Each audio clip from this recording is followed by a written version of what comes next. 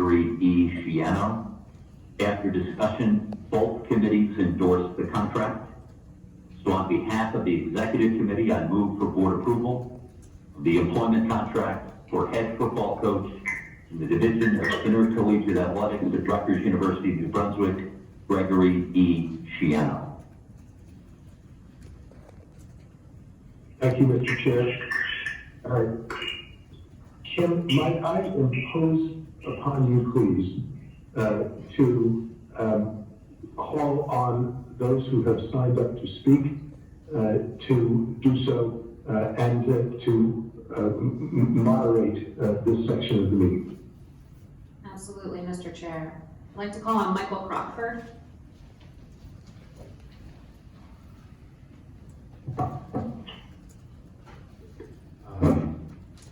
Good morning to the Board of Governors and everyone else here. Thank you.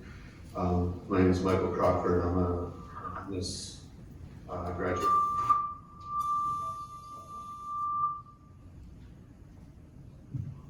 I graduated from Mason Grove School of the Arts in 1998 with a fine arts degree.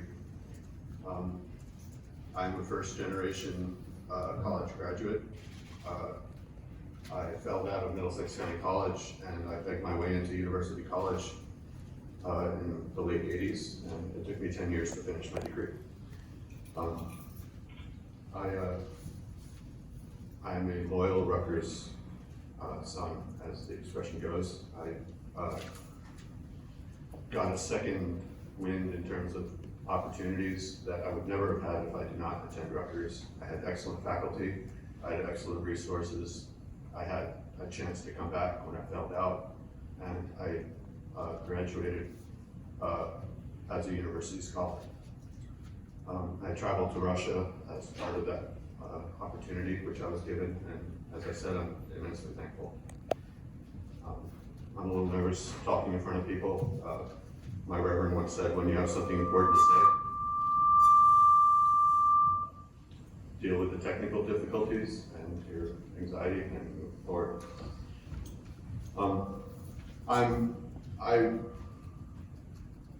I have a lot to say, but I'll keep it to the next minute. I'm sorry.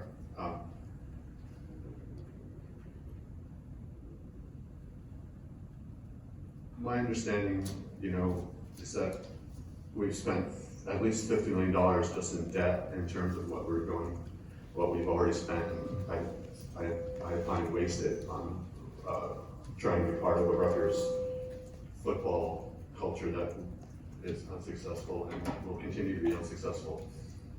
These sunken costs will never be recovered, and any rational person would say it's gone, it's under the bridge, forget it. The future, though, on the other hand, is that we're considering spending another at least $50 million that we know of with no guarantees. And the opinion of me and many people I've spoken with is that we should cut our losses and just get out of this game. It's a little disconcerting to be speaking to nobody and have this kind of technical thing. We're working on that, I'm sorry. Yeah. Your 2 minutes is up, so please wrap up. In terms of moving forward, I have a proposal. I'm fine with spending $50 million more, I really am. But I would propose that we create a different fund, and that all the people that want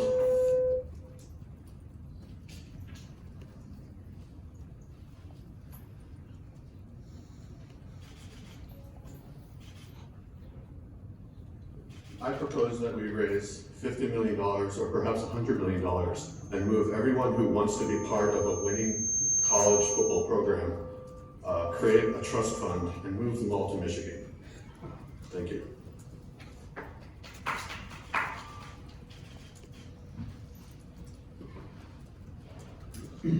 Thank you, Mr. Crockford.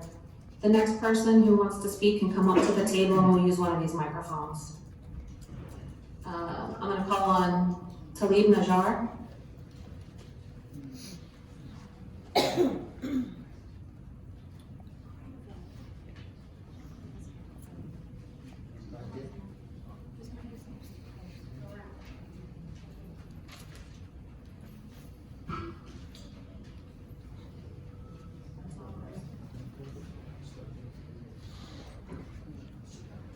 Good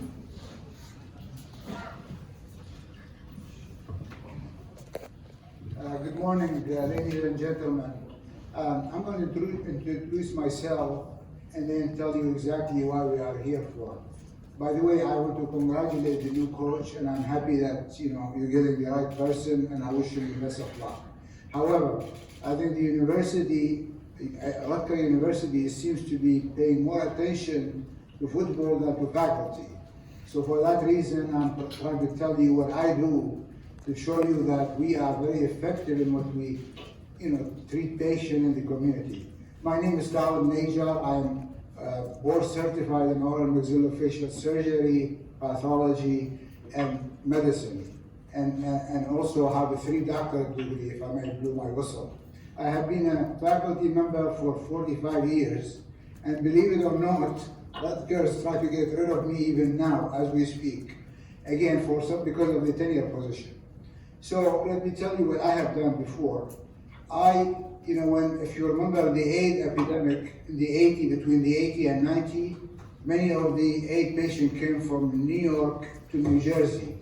So the Governor Whitman, she gave me a grant for $250,000 to start a clinic for AIDS patients. And I have to tell you, I was, as experienced as I was afraid to treat AIDS patients at that time. But nevertheless, I did it, and I opened 2 special care clinics, one in Newark and one in Camden. And I believe we were on CNN at that time as well. And because it was the first dental clinic for AIDS patients in the nation. So, and the grant has increased from $250,000 to $1.5 million at that time. So, in addition to that, I treated trauma patients at the University Hospital in Newark. And we have treated multiple patients, thousands of patients. And they come with a fracture, with infection, with all kind of things, all kind of problems. So I urge you guys, and hopefully the university, to pay attention more to the faculty and to the AAUP, because it looked like, as if the AAUP is very helpful to try to work with the university to make it even more productive, to bring faculty like me and others to serve the community. But it looks like they are ignoring the AAUP, and in fact, several members of the faculty have been terminated, tenure faculty have been terminated. The unfortunate 2 thing, minutes, sir. as Thank you you. know, when you have experience, if you stay long time enough, you will do more for the community than when you started. But then, they don't even consider the experience and the accomplishment one has to do for the university. So I'm just begging you to see if you could help us out to try to pay more attention to the faculty, both at the medical school, dental school, and and Robert Wood Johnson as well. And I thank you so much. Did I exceed my time? Yes, but thank you. Thank you. Thank you so much.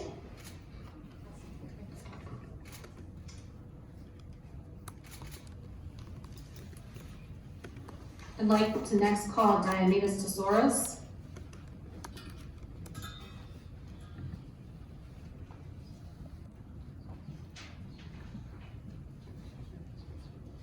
Good morning, members of the board. My name is Theo Satoris. I'm the executive director of the AAUP BHSMJ. We're the faculty union for 1,400 faculty members here at Rutgers Biohealth Science. Dr. Najar is one of our talented oral surgeons who's been here for 45 years. And I'm here because I think it's a little very unfortunate that the employment contract of one man can be negotiated and put together with millions of dollars and everything else, and all sorts of stakeholders weighing in a course of a few weeks. But then the needs of 1,400 people, some of which serve all our New Jersey citizens, from the work that Dr. Najar does. He actually, when somebody's face is blown off from a gunshot, he puts it back together just so that it looks almost like it never happened, and the person can chew again or they can see again. That's the kind of work he does. And they put the needs of a football program over the needs of 1,400 people. We've been negotiating for over a year and a half. We haven't even gotten the same wage and benefit package every other union settled for. because they don't think that our faculty deserve a union the same dignity that everyone else does. And then on top of it, it's a losing football program on top of it. So you invest more money into a losing football program than you do in the 1,400 people that are taking care of the health of our citizens. I think that's just unfortunate, and I wish that the board would reconsider its priorities in the future to put people over the needs of extracurricular activities here at Rutgers. And one, final point is that my people also do a lot of important work in neurology, and we know that football, among its unfortunate weaknesses, is that God forbid one of our players got a brain injury or something of that nature, it would be our folks that would be able to treat that brain injury. So shouldn't the people that treat brain injury be just as prioritized as the ones that are contributing towards it? Thank you very much. Thank you. Professor David Hughes, please.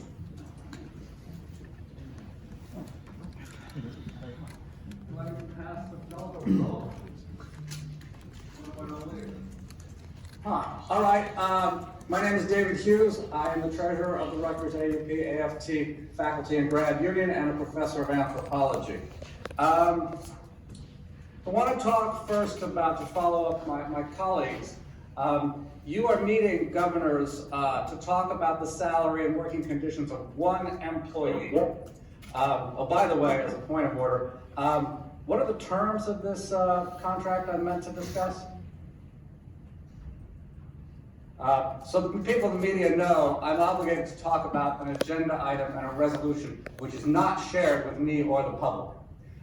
So this is a kind of a sham of the Open Public Meetings Act. But anyway, I'm going to assume that this contract involves a salary close to $2 million over 8 years. That's a lot of money and a lot of time of our administration devoted to one employee. It would be fitting if this administration would devote equivalent time, in fact, much more time, to the 1,400 physicians who have been working without a contract now for more than a year. And also, as a representative of the faculty that does have a contract, I'm surprised at the way in which the medical school faculty are being treated as stepchildren. This administration has not wanted to extend the academic freedom that we enjoy on the legacy Rutgers side over to the legacy UMDNJ side. And the contract that the administration wants to foist upon them would make them dismissible, fireable, on the word of a dean. That is not academic freedom. And I know you, President Barchi, believe in academic freedom. I don't see why you wish to continue denying it to the medical school faculty and dental school faculty who contribute so much to our enlarged university. So let's get serious about the merger when it comes to academics. Now let me turn more specifically to football. There's a certain disgrace about this moment. The athletics department continues to raid New Jersey families. Every New Brunswick student pays $300. I'm going to go longer than that. Every New Brunswick student pays $300 from student fees to cover the losses of the athletics department. That's about 2% of tuition. So this financially losing department is taxing New Jersey people for higher education, which should be accessible and affordable for all.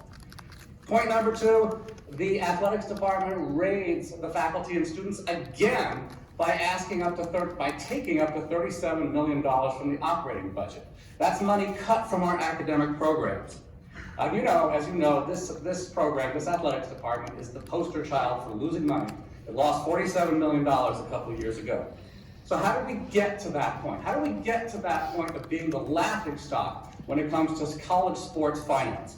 I've been here 20 years. We've doubled down in joining the Big East.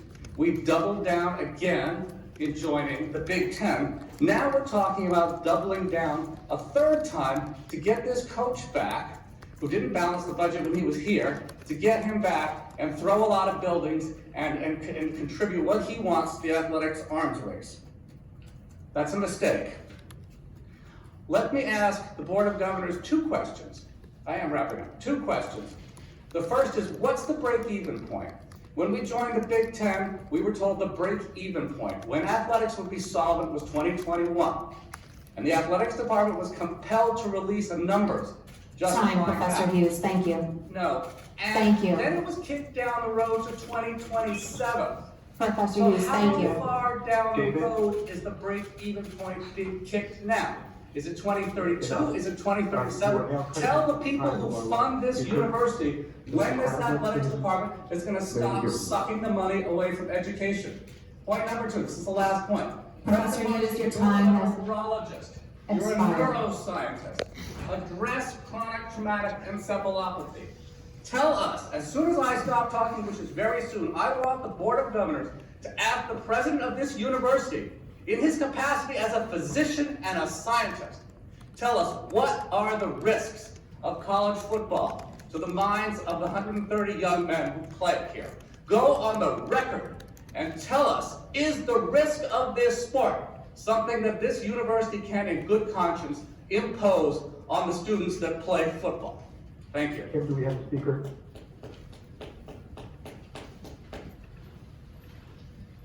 Kim, do we have a speaker? Mr. Cotterville?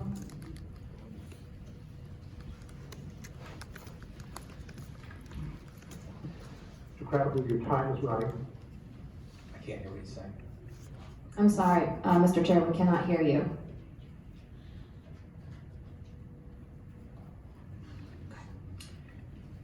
Good morning, Charles Cradaville, New Brunswick Today. Just want to start with a question about the procedures. I read the procedures for these board meetings. It says, quote, speakers who are recognized by the chair will normally be permitted to speak for 3 minutes. I've noticed people being told to stop after 2 minutes. Can you explain why? Mr. Cotterville, your 2 minutes as time is running. So may I ask why you have deviated from the board's normal procedures? No answer. Okay, so I've read in the media this contract is worth $32 million. So I guess I get 3.75 seconds for every $1 million that you guys want to spend today. And you know, none of the board members thought it was important enough to show up, not even our university president. And I have to ask, you know, can the board members even hear me? Can you hear what I'm saying, board? I assure you they can hear you. Please I'd like to continue. hear them say that they can hear me, because I know last time they did a phone-in meeting, there were problems, and they weren't able to hear what I was saying. So can the board hear what I'm saying? I can hear you. I can hear you. Thank you. Yeah. Thank you for answering that easy question. Now, I do want to say that I requested a copy of the contract because I wanted to make informed comments on it. I wanted to understand the terms of Mr. the Cotterville, contract. your time is up. Okay, give me a break. So the contract has not been made public. I did reach out to you, and Ms. Posse, you've been very good to me, and you told me, I guess, quote, that the terms of the contract are not available at this time. When, board, will you release the contract? When will I be able to see a copy of it? Mr. Cotterville, your time is up. You will be able to get the contract after this meeting. Thank you. Please take your seat. Thank you. I apologize. Please take your seat. I'm going to have to continue because I do have just a couple of substantive points to make on this. You are out of order. Give me a break, guys. You guys didn't even show up today. Mr. Cradaville, you are out of order. And if you'd really read the procedures for this meeting, you would understand that this is a teleconference, and that the only persons meant to be in the room are the speakers and the secretary and the associate secretary of the university. May I have a second to Mr. Brown's motion, please? So I would like to point out that we got burned by the last 2 coaches, both of whom were fired and then paid not to work. I would like the opportunity to review the contract to make sure that this will not happen again. And I would like to I would just like to point out for everyone here. I would like to point out Mr. Cradaville, you are out of order. for everyone May I here. have a second to Mr. Brown's motion, please? Thank Thank you. What's going on here? You have a meeting on Any discussion of Mr. Brown's motion before we vote? December 17th, you had to schedule a special meeting to rush this through. Hearing none, all in favor, please say aye. Aye. Any opposed? won't you let the Any public voice their abstentions? concerns about it? Why won't you share it? Motion carries. Please may I have a motion for adjournment? This is Move it. unbelievable. This is a Thank you. disgrace to the taxpayers of New Any Jersey, and every Star objections Trek to should be adjournment? ashamed of the way this board operates. Thank you very And much. President Have a good day, Bush everybody. is a no-show Bye. president. Thank you.